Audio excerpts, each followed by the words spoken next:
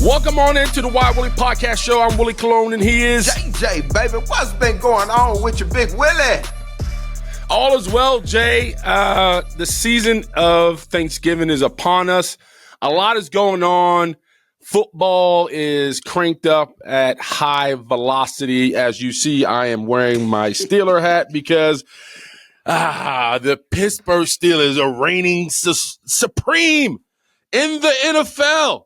We are doing the damn thing. A lot of people was like, hey, man, them goddamn Ravens is going to beat you up. Lamar Jackson, Derrick Henry and company is going to stomp all over y'all asses. Not. I so said it. Not. Yeah. So I'm extremely happy, man. Congratulations to the 8-2 Pittsburgh Steelers. And by the way, we beat the Baltimore Ravens without scoring a damn touchdown. Think about that. We didn't score one damn touchdown, and we beat supposedly one of the best teams in the AFC. JJ, eat it. And the rest of you haters, eat it. All I can say is, you didn't beat my Cowboys. Oh, yeah, thanks. One of them, you said 8-2. Let me just remind the people, one of them twos came from my Cowboys. That's right. Own it. You said own it, goddamn it. Because goddamn it, out of everything that could have happened, they didn't get past them goddamn Cowboys. We them boys, and we goddamn it still goddamn it got the winning throne when it come to them games. But y'all got a better record. Y'all proving, even though Russell Wilson wouldn't shine and inclining over there at Denver, that just let you know if you with the right team, the right quarterback will shine. And I got to give it to my boy Russell Wilson. I'm glad to see him to get his shine on because they tried to make it seem like he was washed up. And, man, let me tell you something. I hate the Steelers. I'm just going to be straight up with you. I do not like them. Either you got done a diehard Cowboy fan, a 49er fan, or a Steeler fan got done it, and I don't like them. But I'm going to be honest with you. It's been a long time since I seen a combination the way Russell Wilson and what's his name, Pickett, that receiver? George Pickens, yeah. Man, that boy right there, man, let me tell you, that is the way receivers used to be in quarterback back in the old days when you throw it up and you let your receiver go get the ball like a Troy Aikman and a Michael Irvin back in the day. You don't see that no more. And I'm going to be honest with you, I don't like them, but I love to see that boy, them two getting their shine on like that because they represent what a quarterback and a receiver supposed to look like when they on the right page. And I got to give you that, Big Willie. Y'all doing something. Yeah, listen, it's just good to see the Pittsburgh Steelers put up points. I don't care how they put them up. We got a big-ass big toe kicker in Chris Boswell who knows how to knock it through the upright. And our defense is flat out, in my eyes, the best defense in the league. With that said, pushing along, the Jets are god-awful. Don't want to talk about them. They're absolutely an embarrassment. Your Cowboys play tonight, right? Cowboys are on tonight. Yeah, baby. We finna got there upset them Texans. Get ready, Big Willie. JJ, I want to ask, and I want to talk about your fandom for a minute. Okay. You support the Cowboys through and through. Doesn't matter how good they are. Doesn't matter how bad they are. You are loyal. Is there a point with your fandom, with everything that's occurred with this team this year, where like part of you is like, man, I don't know if I want to continue to support this team. Have you ever had those thoughts? Excuse me. Well, I'm a diehard Cowboy fan. Do I get frustrated like I am with them now? Hell yes. I am really just fed up with what they got. But I'm going to be honest with you, Big Willie. I got this little thing in the back of my mind that kind of giving me some security for the simple fact I think they kind of losing on purpose. I think they trying to get a Dion and Shadur in there, and they got done to know if they at the top of the ladder, it's going to be hard for them to jump way down to get them to, but got done if they start losing out, then they got a better chance of getting us Shadur. I really want to give you Can you see that? No, I really want to. I want to give you a tinfoil hat. I want to just hand you one of those conspiracy tinfoil hats and put it on your head. The Dallas Cowboys aren't losing for prime and to get Shador Sanders. Excuse me. It's the problem with the Cowboys right now is Dak. That's why we get Shador. Let me pivot. That's why we get Shador. No, let me pivot back, and has nothing to do with that. The fact that Jerry Jones and the powers that be in Dallas did nothing to make this team better in the offseason is one of the reasons why you're losing. You don't have a great offensive line. Nope. 2/5 of your offensive line are rookies. Yeah. You don't have a run game. When you had an opportunity to get Derrick Henry for the low, it would have cost you nothing to tag along Derrick Henry when he lives in Dallas, trains in Dallas, and wanted to be a Cowboy. And on top of that, you just don't have a very good defense, right? Your defense has been exposed time after time. With all that said, you can only do with what you have. So when I look at Mike McCarthy and his old-ass offense, yeah, is it a little stale and stagnant? Sure.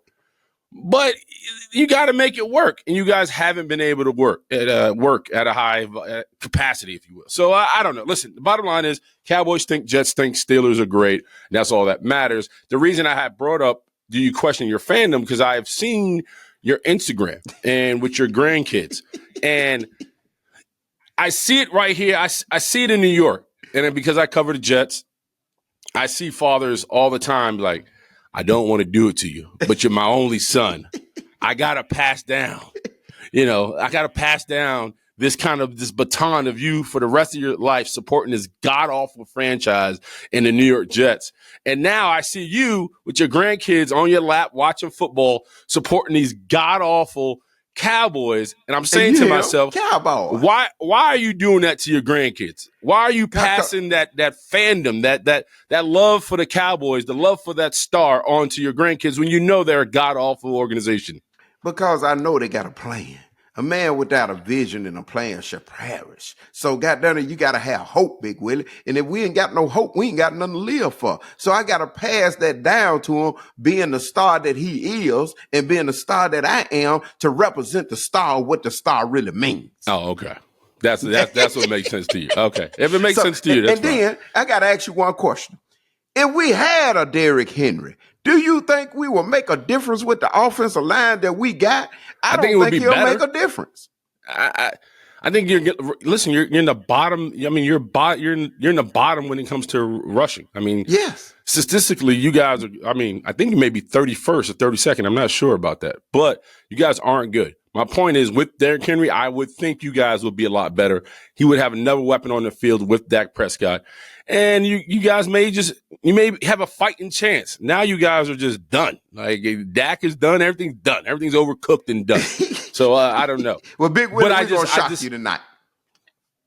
No, you're not. You guys are going to get blown out. I see kids, man. And sometimes when you ask grown men, why are you a fan of your team? It's because, well, my dad was a Giants fan, or my dad was a Vikings fan, or my dad was a Niners fan. And I'm like, okay.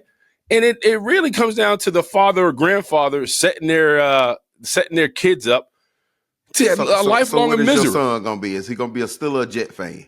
I don't know. His favorite color is green. But he does, he likes the Jets because he's always, he watches me on TV.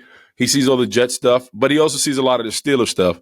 And shit, his mom is a diehard Saints fan, so I don't know what he's going to end up. I don't know how it's going to turn out for him. I tell you what, I'm definitely, as of right now, pushing more Pittsburgh stuff on him. But he likes green. You know how kids are; they're impressionable. So we'll see what happens. JJ, we're going to take a quick break. Come on back. I hate to say it. He like money. Yeah, I don't mind that. Green. Had to get my mind together today, cause I just wonder, do you Cowboy haters sleep? I mean, y'all got done and called me at 3 in the morning, 4 in the morning, 5 in the morning, texting, doing every goddamn thing else. That you doing everything besides goddamn it being asleep. Don't y'all go to sleep? Leave me alone. Yeah, we hurting right now. Our team damn near just all throw it off now, injured and every damn thing else. And y'all know that, but y'all just want to mellow me. But that's okay. That's okay. We still involved. We playing handicap right now. We can't do nothing about that. But goddamn it, a lot of y'all handicapped too. You ain't crawling up from under the goddamn rock, and y'all goddamn it been hid up under the couch for 7 weeks. And finally goddamn win a game. And now all y'all want to goddamn sit here and call me goddamn it. Where y'all was goddamn, where y'all were losing? Huh? Y'all lost 7 in a row, and now you want to call me now. Y'all so serious with y'all self. And I told you why y'all got them bags over your head, because y'all was so goddamn pitiful at one time that y'all were hiding. Y'all ain't know who was under them bags, and y'all look at each other and be like, who that?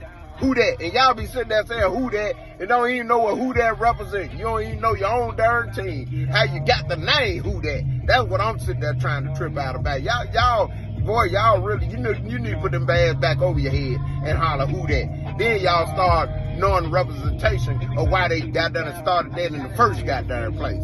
But guess what? We still them goddamn ball. We gonna make a way, so y'all just hold on. I just want to show you. I ain't hiding. I'm here, baby. And we still them ball.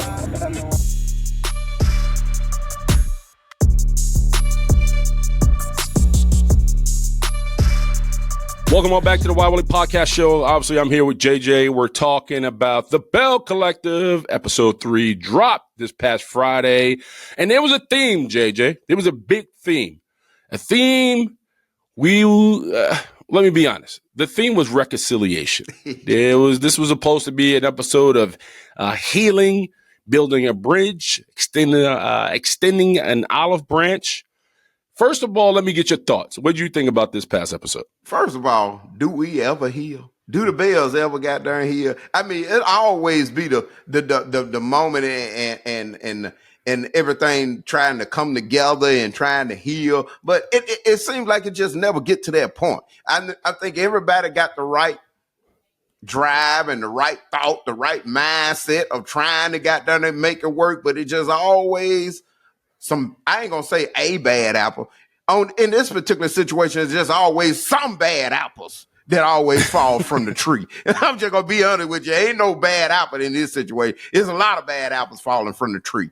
And Big Willie, I just don't see how everything gonna come like they trying to get it to come to fruition, for everybody to come together with the collective, as they call it. Do you think you have done everything, and are you willing to do anything to kind of mend your relationship with the girls and possibly Selena? Well, one thing about an ex, goddamn it, like I say, everybody don't seen it and everything. You know, it used to be a point of time where, you know, I used to try to be influence to my ex and try to guide and try to say things and steer in the right direction. But it comes to a point where when you do so much and things just ain't coming together, and you seem like you just hanging off the cliff by yourself, and it just ain't getting to them, and then things start coming on you and a direction you probably never thought it would come, and you know, you try to put your name out there a certain kind of way, then you got to leave that where it is, you know, especially when you have done all you can, especially when you deal for your children. Now, as far as the girls, oh yeah, that's gonna always be there, because we blood, that them are seeds. We gonna all come together. It ain't gonna be all the time where we see eye to eye, but at the same time, we can't deal without each other. Don't matter which way you try to do it. Being upset and being mad only lasts for so long, because you know, in a period of time, you know that life is, you know, too short to be sitting there, you know, carrying on, you know, in a certain aspect, and you just gotta, you know, swallow your goddamn it. You gotta swallow your pride. Yeah, you gotta swallow your pride, Big Willie, and you gotta suck it up and just do what you gotta do, and that's showing matureness as an adult. But you know, sometimes, you know, you gotta, you know, teach people lessons in life as well. You know, we got taught lessons when our parents got done it, told us to do something, we didn't want to do it. We didn't like the way our parents punished us and stuff, but you know, they did it. And in situations, you know, you got to learn from your mistakes and, you know, come together, you know, on your terms when you feel is best. Now, me and the twins, you know, we all working the things out. And I want to say part of that is from motherhood, Big Willie. You know, a lot of times we can't see things, but when we don't have children. But when you start having children your own, the things you couldn't see your parents telling you, you start seeing it now because you got children of your own. That's the reason I say maybe Sanjay need to have a baby. Maybe. So, maybe. But you know, eventually, I'll let you handle that. But eventually, I'm sure everything gonna work out on that. And you know, we don't make big steps. Everything coming together. And to answer your question, as far as me and the girls, no problem. That's going to all come together eventually. But as far as me and my ex, I have my life. She has her life. And there's no reason why we ought to be sitting there trying to mingle with each other when we know we are not on the same path in the direction. Yeah, it's interesting because I think when it comes to reconciliation, like this is something that I've had to deal with this year. For instance, so my daughter's godfather, who I went to high school with, is currently still best friends with one of my best friends from high school. So the genesis of our relationship, my brother and his younger brother are best friends. Me and him were met in the same school, obviously in grade school. And we got in a fight because after school, he was talking about my mother and I cracked him, not knowing that he was my brother's best friend's brother. Wow. I didn't know that. So his mother called, was like, hey, William and such got in a fight after school. I can't believe it happened. Does he not know Antonio and his name is Nigel are best friends? And my mother was like, I don't know if they know, right?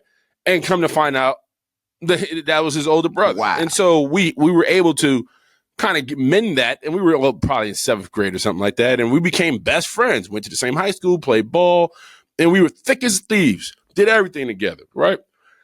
And as we went through our adulthood, and once I got into the NFL, he kind of hit a rough patch. And I was like, hey, man, won't you come on and move to Pittsburgh with me? Stay in the house with me. At the time, my brother was living with me. So it was my brother, my best friend. I was not married. I didn't have no kids. And we were all single, young in our 20s and just living this kind of chasing life. I was in the NFL. It was really like the Entourage. I don't know if you've seen Entourage on HBO, but it was like that. With all that said, man, our relationship started to get more toxic as we got older. It was a lot of betrayal, mm-hmm. a lot of dirtiness that kind of transpired along the way. Mm-hmm. Fast forward. So my daughter's godfather this summer said, hey, man, you guys have been friends for a long time. You guys have not talked in quite a while. What about me, you, him? Let's sit down and let's just really see if this thing could be healed. And if not, at least you guys, aired each other's feelings out, heard each other, be respectful and have this kind of constructive conversation. And let's all move on from it. Because, and I kind of understood what my daughter's godfather was saying, because he was like, listen, man, we all know each other. Our families know each other. We're kind of all in the same circle. And every time you're around, we know not to invite him because we already know there's issues, right? And so it's just toxic. It just makes no sense of going through life with a grudge or angry at one particular person. And so I said, okay. Fine, let's just get it over with, because it was tension. Our families, like his mother is like my mother. I see her and she goes to the same church. She actually sits with my family in church. So we're extremely close. This isn't like some far off type friend. And with that, we sat down, we had lunch, me, my ex best friend and my daughter's godfather, we all sat down and we chopped it up. And as we're going through it, man, I realized that some people's maturity level just isn't on yours. Yes. And you also realize some people just don't get it. They just don't get it. They love to play the victim, mm-hmm. right? They take accountability because they feel like, well, they've been exposed, so now I'm going to say I'm sorry. Or rather just coming out and being like, man, this is where I messed up. This is yada, yada. For instance, so we're sitting down eating, right? And we're kind of going through what pissed us off back and forth. We're kind of having this 1-2. And, he's kind of firing at me. I'm firing at him. And he says this one thing that I really knew, JJ, that the relationship is really, really over. We're talking back and forth. We're at dinner. He goes, by the way, this is his words. He goes, you sit here and talk about who's your friends, who's not your friends, but I saved your life. This is what he says to me. So I'm saying, save my life. I was like, how did you save my life? He goes, man, there was going to be some guys in Pittsburgh, right, that was going to try to rob you and your brother. But I, meaning him, paid them off so they didn't rob you and your brother. What? Because I paid off these random guys. By the way, no names, no face. He doesn't say anything. I paid off these random guys to not rob you. So I'm sitting there saying, what? Like, so first of all, I think it's all bullshit, right? First of all, I never had no beef outside of Pittsburgh where somebody wanted to cause me or my brother bodily harm, right? With that said, number two, I'm like, so you're just telling me this now? Thank you. I was like, I have been out of Pittsburgh for damn near 6-7 years. You're telling me this was a thing now? Exactly. And I was like, hey, bro, what happened if this is true, as you say, as you're sitting here telling me? and something did happen, who, and you didn't warn me. Thank you. And what would you have said to my mother? You know what I mean? What would you have said to my family that you knew that such and such was coming after me, and you didn't ring the bell? By the way, you sleep in the same house as me. You know how I move. Like, you know everything that's going on. Why wouldn't you protect the house and the people in the house? Like, hey, man. And he went on to say, like, oh, you guys wouldn't listen to me. I'm like, listen to you? That's nothing not to listen to. I was like, did we not listen to you when you was eating, when we was at Capitol Grill eating? Could we not have listened to you when you was in a strip club with us partying? Could we have not listened to you when we was vacationing? Thank you. Like, at what point did you think we wouldn't listen to you or we couldn't listen to you? Mm-hmm. Right? And so with all that said, at that moment, I don't know if you've ever been in a position, Jay, where you look at somebody and be like, man, I forgive you, but it's just done. Yeah. Because one, I can't trust you. Time. The fact that we never had that conversation, and the fact that you lived in my house, and the fact that you ate in and kicked it and did everything, like he's like, I treated him like my blood. Like, so there was no secrets. Like, we talked openly and freely. Like, my folks we raised each other. And so I was looked at him right there. I was just like, yeah, this relationship just officially expired. You know, you ain't got to really say nothing. You just listen to people talking. It wasn't nobody that he paid off. Really, the person was him.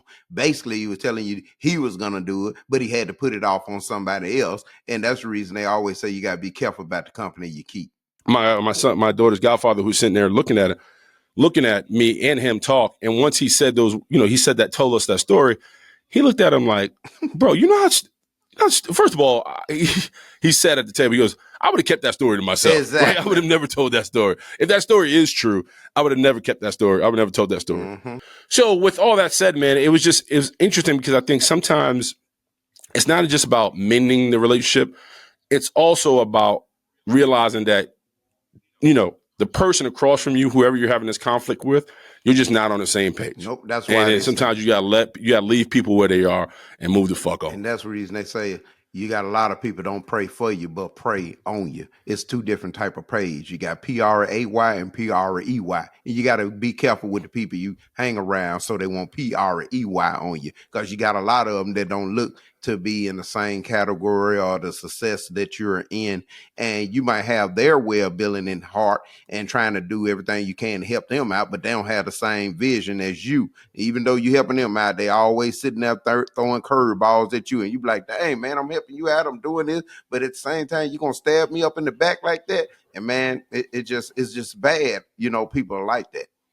Have you had any friendships that have gone awry, have you ever been in situations where you've tried to reconcile the relationship and it just didn't work out? Man, I'm gonna tell you something. It's one of them situations like you say in your childhood where you try to bring a person up along and you got done it trying to continue the long distance and everything, like you say, from your childhood, and you know, no matter what you try to do, you just realize, dang, you just don't grow apart from the person. I hate to say it, but Big Willie, sometimes we don't want to pull away, but sometimes you graduate from it. It ain't intentionally. It's just like just life, you know, just steer you in different directions. It's just like when you're driving down the highway and you see, okay, on this exit, you take this exit, and on this exit, you keep straight. Some got done to curve off on the other direction when you steady going straight and you have no intentionally, you still want to get there and pulling them along, but you just grow different direction because your maturity is not the same. Things that you want out of life. But Jay, and if you want to share, please share. If you don't, I get it. But you've told me in privacy, it's not private if I bring it up, so I apologize. But you brought it up before to me about how you've had guys who you considered your family, your friends, some people, your homies, not only go after your girl, but like get caught in some sticky situations with your lady, and you've caught them in the act. Have you? How did you react to that? And did you ever feel like, man, because you know the old saying is like bros over hoes, but there's still disrespect and dishonor and hurt in that. Well, man, I've been in a situation where it got done, you know, I ain't gonna even lie, boy. Me and my partners got done it. We be hanging out doing the darn thing, Big Willie. You know, young age got done it. You feeling yourself. We at the clubs got done it. We balling. We doing the darn thing. Leaving got done. School got done it. Going straight there. And All of a sudden, you thinking, you and your homeboys, y'all hanging out, dealing with this girl, dealing with that girl, and all of a sudden, you wondering, okay, we had a good night. How the hell my goddamn lady know what the hell going on? And you thinking now, goddamn somebody, somebody friend, of a girl don't told your girl, goddamn, because she know it. And all along, goddamn, it'd be your partner right beside you that you think, goddamn, your best friend that's dealing with your woman, that's telling her every goddamn thing it is, goddamn it. And that's the reason they say you got to be careful when you're bringing people to your house. I'm going to tell you now, y'all got to be careful. People in general, when you get so comfortable with your partners, goddamn it, where every time you look up, you having them over, goddamn, to your house, goddamn it, visiting you. You think you're looking at the game. You think y'all goddamn over there just shooting the shit and every goddamn thing. And all along, you don't realize they're over there looking at your goddamn woman. And that's one of the experiences that I did, that I had to learn, coming up in life, far as being maturity. You got to stop having so many hanging around your house, popping up, goddamn it, where you ain't there, waiting on you and all that stuff just because he a partner, a friend. Because, boy, it's some more stuff going on, goddamn it, that you don't know about. And all along, I'm thinking, goddamn it, me and my partner were tight, and all along, boy, he was stabbing me in the back so goddamn hard. Woo! Boy, I got so many goddamn wounds, goddamn, I feel them now, Big Willie, goddamn it. Because, boy, them goddamn wounds were coming. And I'm sitting there thinking, goddamn, how the hell she know this? How the hell she know that? It's because he dealing with her. So she feel like she got down to hook up with him because he giving her information. So that was got done to the back pay. You tell me what he doing, and I give you some. And I'm like, both of these mugs got done wrong. When then you think about it, you're like, dang, I can't blame him because got done it.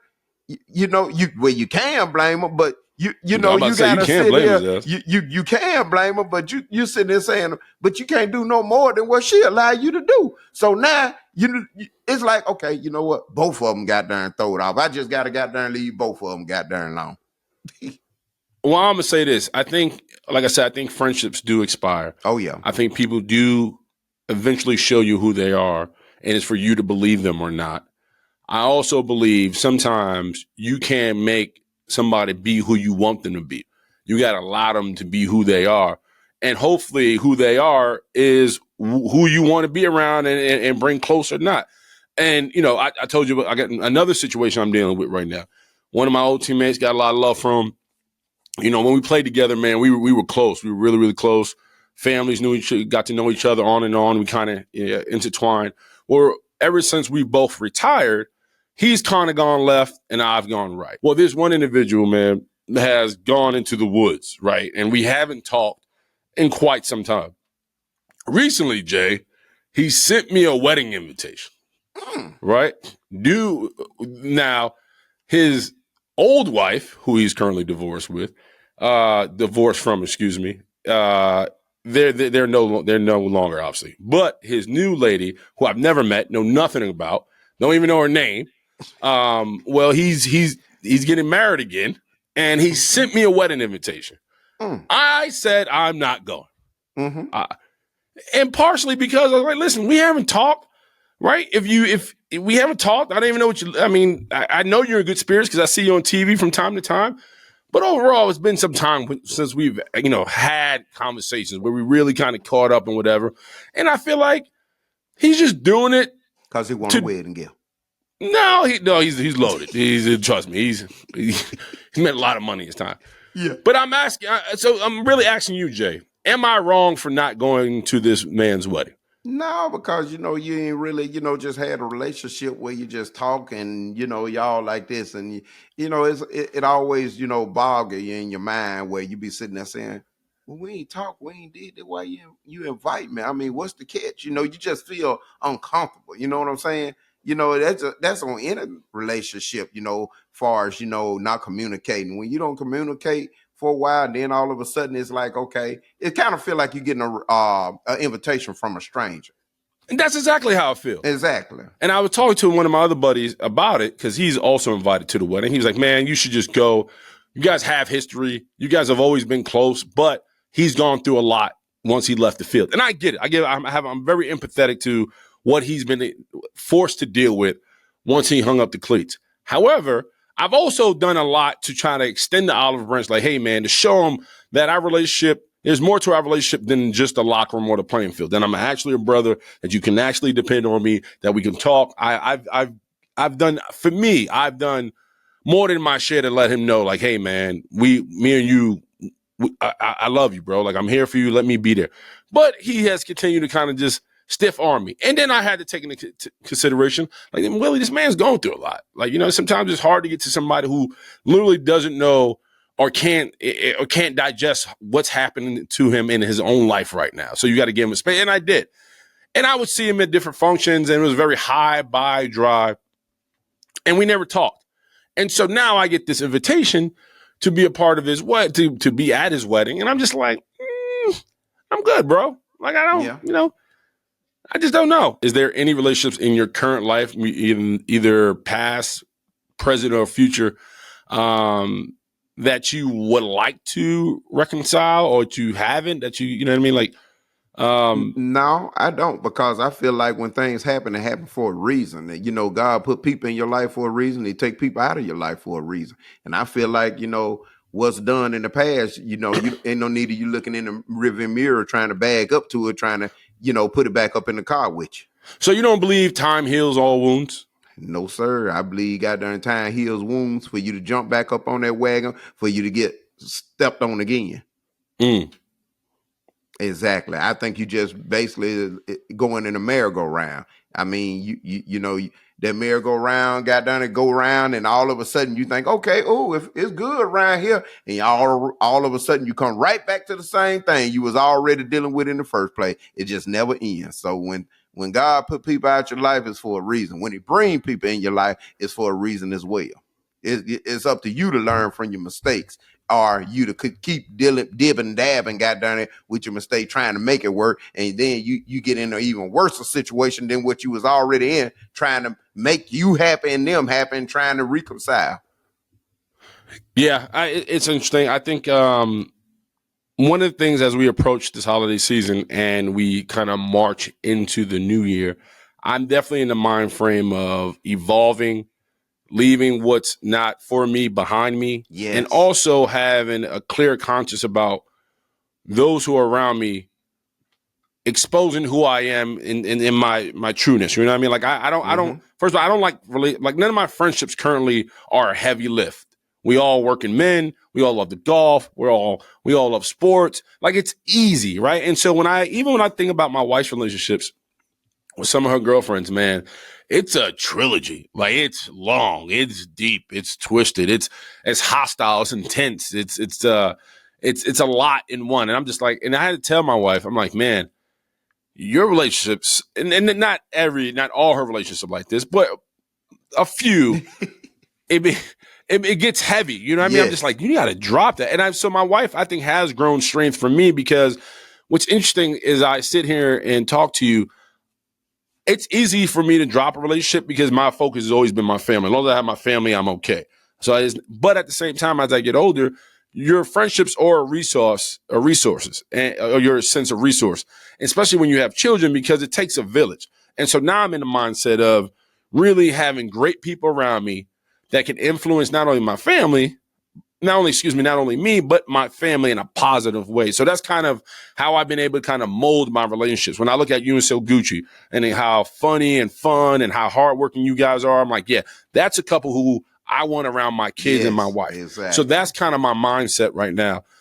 So when I look at all the relationships that maybe are on the fence, or I'm kind of just don't know if I'm really rocking with that person like that, now I'm going into 2025 like, I'm kicking them over the fence and I'm moving forward. And I'm trying to get my wife to do the same thing. And she has. Mm-hmm. She really has. She's done a lot. She thinks she's a lot more focused on what we're trying to do in our family. But some of her relationships were just like heavy, man. I'm just like, you got to drop that shit. Like, and it's just let it be. And so that's where I'm at. But those who are, we ain't getting no old. I mean, no younger. We getting older. But so before we pivot and take a quick break, I do, because you're older, and I love throwing that out there just to tease you. Like my mama say, I'm seasoned. Right. Marinate. There you go. I want to say this. For and I'll let you respond. For all those out there, man, if you feel like there's a relationship that that's kind of negative, or it's stewing with inside you, or you just kind of you're unsure about where you stand with that person, have to sit down. Yes. Have to sit down, no matter how intense, no matter how ugly, no matter what the betrayal is, no matter how complex it is. Have to sit down, speak respectfully, be constructive, and have at it. Dump it all out on the table. Because that's one thing I learned, and I was extremely fortunate when I had that sit down with my ex-best friend, that we really just let it all out. Like, we just got it all out. We talked about everything, and I was able to see his side. He saw my side, and a lot of things he didn't agree with, and it was damn sure a lot of things I didn't agree with. But we had our piece, and now when we see each other, we dap each other up, and I keep it moving. We don't do a whole lot of, hey, what's going on with you? What's going on? We don't do none of that. We see each other, we dap each other up. Are you cool? Cool. And then we keep it pushing. There you go. And for some, it's uncomfortable. But for me, it's exactly where I want him to be, and it's exactly where I need to be. JJ, for somebody who has been there and lived 1,000 lives in my eyes, what's a healthy way of really kind of, mending or hatching or any relationships that are kind of, out there for judgment? Well, be honest with you. If you can work through it. Everybody know their situation, because everybody's situation is different. And my thing is, me personally, don't babysit it. Meaning, as if you know it ain't gonna work, don't be sitting there trying to, well, maybe they didn't understand. Well, and then you go back to it. Now you got done it more stressed out and more got done it upset than you was the first time. But you're still trying to hold on to it. I'm talking, even in relationships, people you see it all the time, Big Willie. Well, you how many times you don't been around your partner, you see got done it, a relationship ain't going right, but every time you look up, either he or she study going back to the same thing. You sit there saying, man, you don't see yourself. And in that situation, Big Willie, sometimes you just gotta let people learn on their own, because don't matter what you say, what you tell them, they're gonna have to bump their own head. It's like I tell everybody this old joke. And this how I'm gonna break it down to everybody where they can understand what they need to do in life when it comes to mending a relationship and getting out of it. First of all, it was this man. Every time you look back, every time you look up, he used to walk past this man's porch, got there every day, and he had this dog up on the porch. The man would be sitting there rocking in the rocking chair, and that dog would be laying on the porch just moaning and groaning. And that man walked by the first day. Second day, the man come by, the man still in the rocking chair just rocking, and got done the dog laying right beside him just moaning and groaning, like he just miserable. So that next day, the man walked by, looked at the man at the rocking chair. He stopped. He said, "Excuse me, sir, how you doing?" Man say, "I'm doing fine." Happy as he want to be. He said, "Can I ask you a question?" The man said, "Yeah, what's up?" He said, "Every day I walk past your porch, walk past your house, got done to go to work. I noticed that your dog just moaning and groaning like something hurting him. He said, "I just want to know what's wrong with him." He said, "Oh, nothing." He said, "Why he moaning like that?" He said, "He just laying on a nail." He said, "Well, why won't he get up?" He said, "Because it ain't hurting him bad enough." So my thing is, Big Willie, when they get tired of laying on that nail and they get tired and it's hurting them and it's poking them bad enough, you ain't got to tell them what to do. They're going to do it on their own. And that's what's going to make them a better person and get up, got done, and do something in life, what they need to do to make their own situation better. Wow, Willie podcast show. Come on back.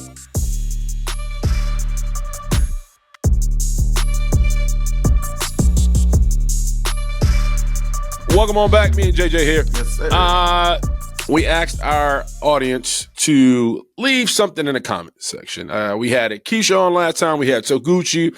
JJ and I aren't going anywhere. But there was a lot of talk about me and my response to my wife's menopause. And so this is what the comment section had to say. JJ, you ready? I'm ready, Big Willie.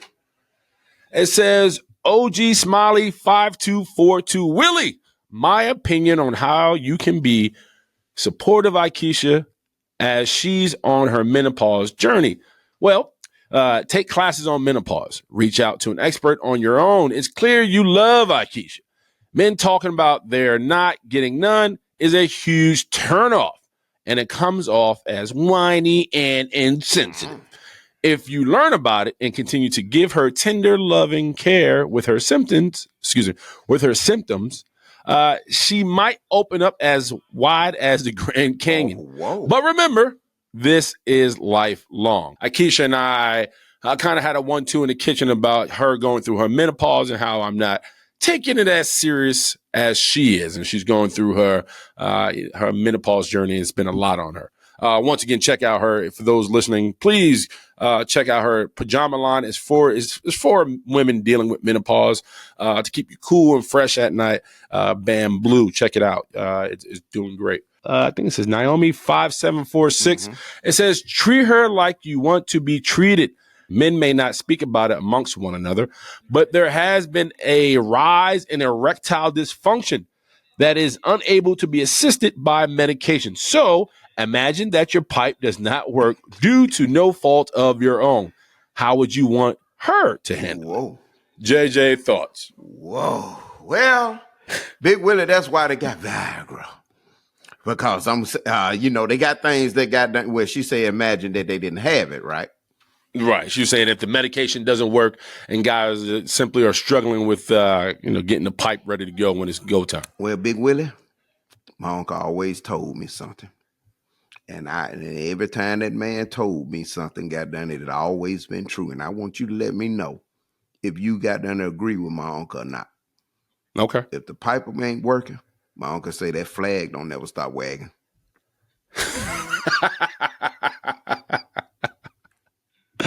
Yeah. He said it don't never stop wagging. And Big Willie, if I ain't mistaken, that pipe ain't the only thing get a woman out.